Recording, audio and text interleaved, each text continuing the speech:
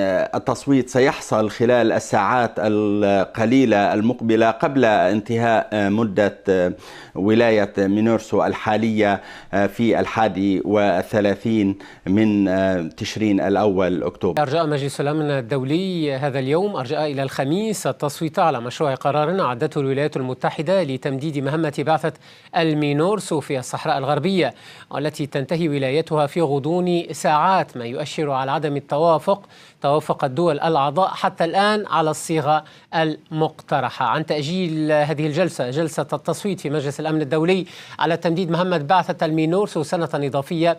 يحدثنا من واشنطن مراسلنا علي برده. بالفعل حصل إرجاء هذا التصويت على مشروع القرار الذي أعدته الولايات المتحدة لإعطاء المزيد من الوقت للنقاشات والمفاوضات حول النص وبعض العبارات الواردة فيه. الأمين العام للأمم المتحدة طلب التمديد لمينورسو لمدة عام كامل. هناك شبه اتفاق الآن على ضرورة التزام هذه المدة بحسب طلب الأمين العام، وطبعا هناك عبارات تعترض عليها روسيا بصورة خاصة تتعلق بالاعتراف بالأمر الواقع كما حصل في القرار 2703 الذي أقر العام الماضي. يوم ذاك طبعا امتنعت روسيا عن التصويت، ومن دون أدنى شك الاعتراف بالأمر الواقع أو مراعاة الأمر الواقع الموجود الآن في الصحراء الغربية مسألة لا تريد دولة مثل الجزائر وهي عضو في مجلس الأمن.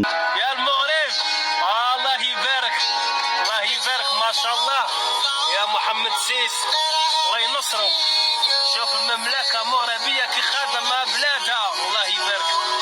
شوف يا بابا بابا بابا بابا حتى في القور يا محمد سيس، حتى في القور.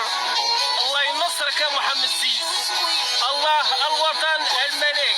قصر الإليزي قال إن الزيارة تأتي بدعوة من الملك محمد السادس وتهدف إلى طرح رؤية جديدة للسنوات 30 المقبلة في العلاقات الفرنسية المغربية. أما وزارة القصور الملكية المغربية فقالت إن البلدين اللذين يتمتعان بشراكة راسخة وقوية لديهما إرادة مشتركة في توطيد الروابط التي تجمعهما. لا لا لا لا لا المغربين أي مكان يروحوا حقهم. إيه يا شيخ؟ إيه يا شيخ؟ إيه بقى يا شيخ؟ ربنا يهد المفتري يا شيخ. خطوة ماكرون جاءت بعد أن صرح في نهاية شهر يوليو الماضي دعم مقترح المغرب للحكم الذاتي في الصحراء الغربية. وقال في رسالته تلك إن حاضر ومستقبل الصحراء الغربية يندرجان ضمن إطار السيادة المغربية. وكان المغاربة حاكمين في الممشى ديما المغرب. ده خبر اسود، ده خبر اسود على الجبروت بتاع الستات.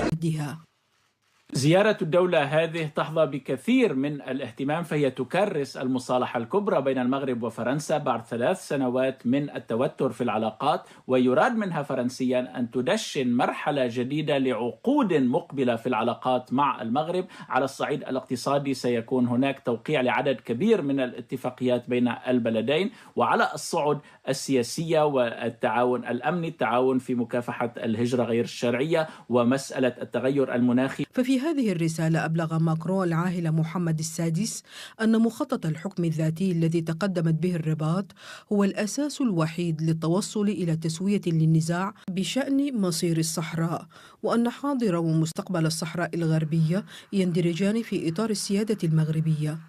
وفي خطاب العام 2022 دعا الملك محمد السادس الشركاء التقليديين للمغرب إلى توضيح مواقفهم.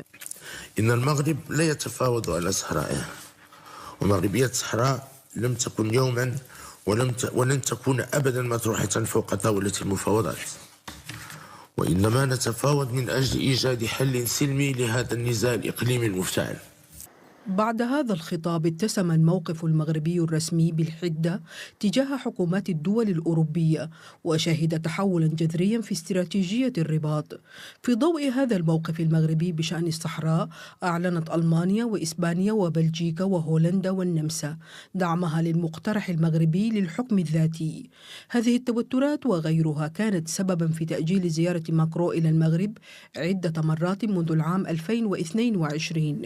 ومهما تعددت أسباب الخلافات بين الطرفين، تبقى قضية الصحراء الغربية لها الكلمة الفصل في العلاقات بحسب وسيم الأحمر. رسميا وزير خارجية فرنسا يقول أن إغناء العلاقة مع المغرب لا يعني إفقار هذه العلاقة مع الجزائر، والعكس صحيح. لكن نحن نعرف أن من أسباب الانزعاج المغربي سابقا أن الرباط اعتبرت أن باريس مالت أكثر نحو الجزائر، وفي الصيف الماضي الغضب الجزائري تجلى بشكل خاص بعد إعلان موقف باريس الجديد بشأن الصحراء الغربية، واعتبار أن خطة الحكم الذاتي المغربية هي القاعدة الوحيدة للحل بشأن قضية الصحراء. الموقف الفرنسي الجديد يعد تحولا كبيرا للدبلوماسية الفرنسية، لأنه يطوي من جهة صفحة الخلافات مع المغرب، لكنه سيصب أيضا الزيت على نار التوترات التي تمر بها علاقات باريس مع الجزائر. وهذا يطرح تساؤلات عن انعكاسات هذا التحول على ملف الصحراء الغربية. إذن من ناحية تعد هذه الزيارة بداية لعودة مياه العلاقات بين فرنسا والمغرب إلى مجاريها، ولكنها ستكون بمثابة رسالة واضحة للجارة الجزائر التي لن تروق لها هذه الزيارة.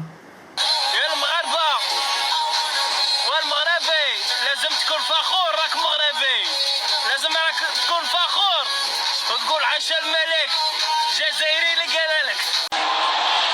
المغربي الحسين العزاوي يصبح أول إفريقي يتوج في سلسلة جولدن تسين العالمية عقب فوزه في الجولة النهائية في سويسرا. كلمة للجمهور وعدستنا بالمغربي. وكان المغاربة حاكمين في الممشى ديما المغرب.